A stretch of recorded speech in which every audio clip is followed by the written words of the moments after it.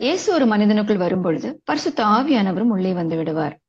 இயேசு சக்கேயுவினுள் வந்தவுடன் அவர் தன் பாவங்களை குறித்து பரிசுத்த ஆவியானவரால் உணர்த்தப்பட்டு மன திரும்புதலுக்கு நேராக நடத்தப்பட்டார். பரிசுத்த ஆவியானவர் ஒரு மனிதனுக்குள் வரும் பொழுது அவர் அந்த மனிதனுக்கு அவனுடைய பாவங்களை குறித்து நினைவுபடுத்தி அவனை மனம் திரும்புதலுக்கு நேராக நடத்துவார்.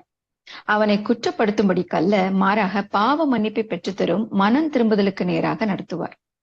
பரிசுத்த ஆவியானவர் இதையே சக்கேயுக்கும் செய்தார். அதனால் இயேசு இன்று இந்த வீட்டுக்கு ரட்சிப்பு வந்தது என்று சக்கேயுவை பார்த்து சொன்னார்.